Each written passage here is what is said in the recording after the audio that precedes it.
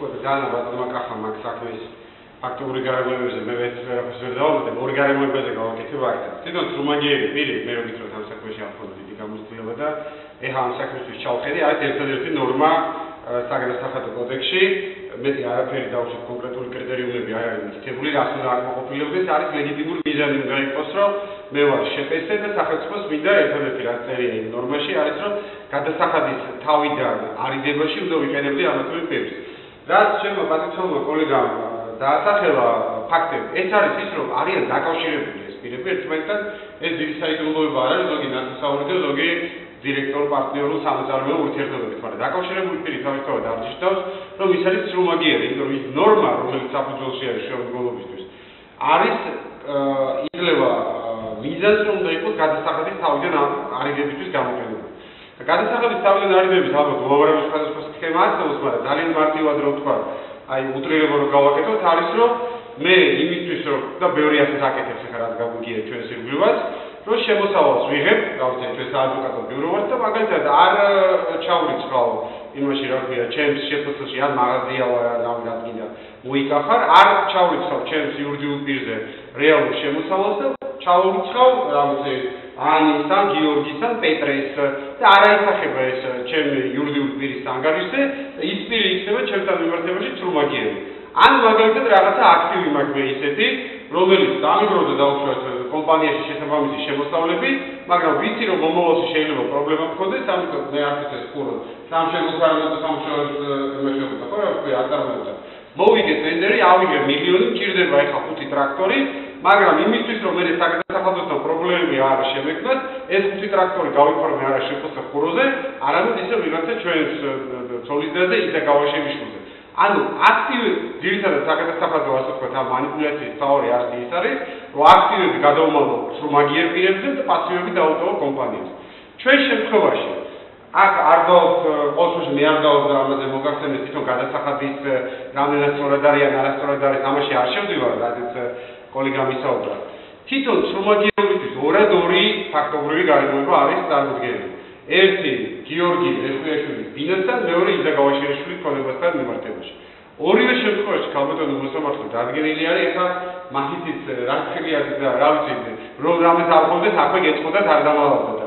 ტენდერისთვის მინდოდა მართლა 100%-იანი მაგითო მაგას მეგონი დიდი დარღვევა არ არის ეგა, რომ ითხოვენ გარანტიას იმისთვის, რომ ტენდერში გახვიდე, უძრავი ქონების ან რაღაცა ანგარიში არსებული თანხის სახით არ ქონდა კომპანიას ეს სხვა კრიტერიუმებს აკმაყოფილებდა და თავისი ბინა.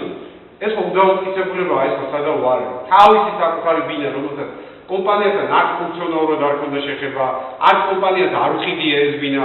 არ გადა რა ვიცი, აი მე მქონია ეგეთი სხვაშორის ძალიან ბანკიერი პრაქტიკა არის, ბანკები ითხოვენ ხოლმე რომ კომპანიაზე რომ გასცენ სესხი, ითხოვენ რომ ან სოლიდარული თავდაუხის სახით, ან შენი საკუთარი ბინა გასულებული ვარ გაგონილი გეკნებათ რომ ჩავდე.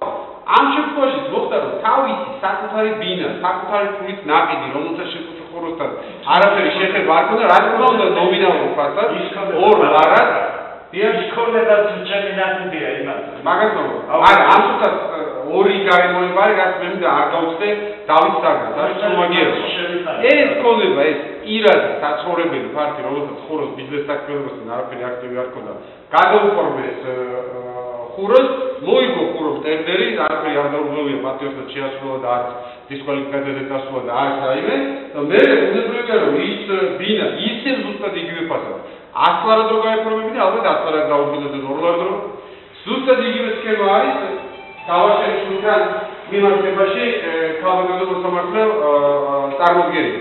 აქაც შეიძლება რომ მან არ არის დაწყებული საგადასახადო არანაირი ადმინისტრირების პროცედურები, არც ეს და არც მეორე შემთხვევაში, მაგრამ გავაშენებულის შემთხვევაში კომპანიამ რაღაცა თავისი თანხები ან ქონება კი არ გადაუფორმა.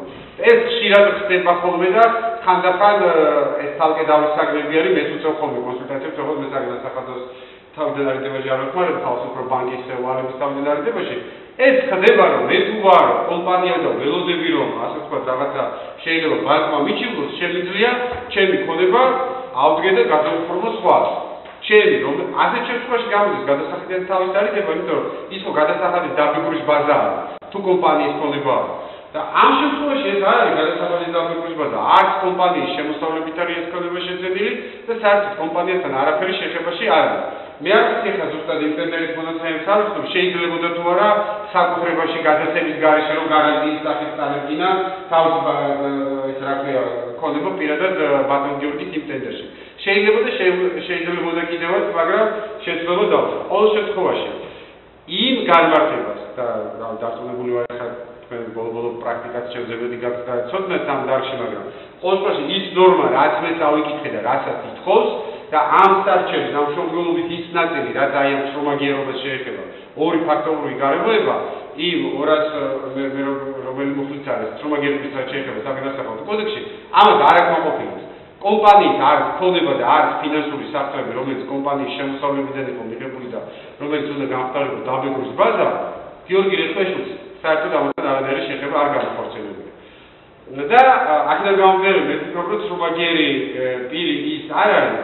აქვე რა თქმა უნდა, ეხლა მეცნის ახლობლად ჩემი კოლეგის პატრიცემას უდასტურებ, უბრალოდ იმაჩნია, რომ ხშირად არის არასწორად გაგებული სახელმწიფო ინტერესი, რომ რაც შეიძლება მეტი გადასახადი ამოვიღოთ და მეტი ადმინისტრირება მოვახდინოთ და მეტი ჯარიმა დავარჩიოთ. ყველა ეკონომისტი ამბობს სოფლიოში ამას, რომ ეგ არის არასწორი მიდგომა ჯარიმების ადმინისტრირების ბიუჯეტის შევსება, როდესაც შენ 500 ამოიღებ და 500 ლარიან გადასახადო ბაზას კლავ, ეგ არის, რავი, 100-დან 100 ეკონომისტი იტყვის, რომ 100 სახელმწიფოებრივი ქმედება.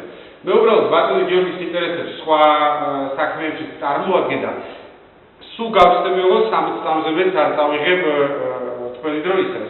ეს არის უკვე სრულდება და თქვენთან ფოგოს გადავაჭრებთ ცოტა ხანი მას 15 წუთი პერტი. კი ბატონო, მე ერთ წუთზე მეც არ წავიღებ. რატო მოეცა ბატონი გიორგის ამ ყველაფერში ნუ გარდა იმისა, რომ ზოგადად ვითარება, ერთ მიზეზი ზაქერია ითარდა ზედმეტად პატიოსთან დუდგება მართლაც ყველა საკითხს, მაგრამ მე წარმოვადგენ მის ინტერესებს სამოქალაქო დავაში საქართველოს ბანკთან მიმართებაში, რომ თავისი საცხოვრებელი სახლი რაც კონდოდა მთელი თავისი ქონება ბანკმა წაიღო. ეხლა გინდა იცინეს ქალბატონო მოსამართლე და გინდა ერთად ვიტიროთ, ჩემგან გაიგო, რომ ბანკს ჰქონდა წაღებული საცხოვრებელი სახლი. მესამე ფაში მოვიდა, მითხრა, რომ რაღაცა გონი ბანკი მედავებაო, მეუთხარი რომ მიგეშენია 3-4 წელი მაინც უნდა ამ სამოქალაქო დავების გამოსახულებამდე და რაღაცამდე მივამეთქი და რომ მომიტანა ეს რა ქვია თავის მონაცემები პირადი გამონახე, რომ თურმე მორიგება დამტკიცებული აქვს საქალაქო სასამართლოს. ანუ იმითი თქმა მინდა, რომ ადამიანი რომელსაც შრომის და კეთილსინდისიერების მეტი არაფერი არ გაუკეთებია, აი ასე მოხდა. ნაწილობრივ შეიძლება თავის ბრალის გამო, ნაწილობრივ ზოგადად რაც არის საბანკო სისტემის გამო, გამოსახლების გადაწყვეტილება არის მიღებული და ეხლა თუ არ სრულდება, უბრალოდ აი რა ვიცი, შეიძლება ხვალ მოვიდეს შესაბამისი შეტყობინება საახსოვრო სამსახურიდან და ურთულეს მდგომარეობაში არის ეს ოჯახი. საერთაშორისო მქონდა ეხლა პროცესი მისი შვილის და რძლის, რომელსაც ეს რო არ იყო საქართველოს ბანკს, ვაკეში ისინი სადაც ცხოვრობენ, ისინი როგორც არის ეხლა საქართველოს შტატში გადაჭრებული, ნარჩენი დავლენების გამო რომ შეგიძლია იპოთეკის დაუფერთავი ქონებაზე მიმართო აღსრულება. აი ამ მდგომარეობაში არის ეხლა ეს ოჯახი და ეს კომპანიასაც მაგ კომპანიას რა ეშველება, მაგრამ ამ კომპანიის ვალებიდან გამომდინარე, რომ გადაწყვეტილებით სრომაგერად იქნეს ცნობილი და საცხოვრებელ კერძო ფაქტებზე, რომელსაც ბიზნესთან არაფერი შეხება არ ქონდა მიეღწეს იძულებითი აღსრულება, რა ვიცი, შეგვიძლია პირდაპირ დავხვიდოთ ეს ოჯახი თავისი ყველა წევრით, ჩემი აზრით, იმ განმარტებას, რაც საგადასახადო კოდექსში სრომაგერი პირის რა დეფინიციასაც ითვალისწინებს, იმ ორი გარემოებიდან გამომდინარე, მე თუ რამე არის არ ვიცი, მაგრამ სარჩელის შემდგომობა ყურადღებით წავიკითხე. ის ორი ფაქტი არც ერთი და არც მეორე სრომაგერი პირის სტანდარტს ჩემი აზრით არ აკმაყოფილებს და შესაბამისად სასამართლოს არ უნდა დააკმაყოფილოს.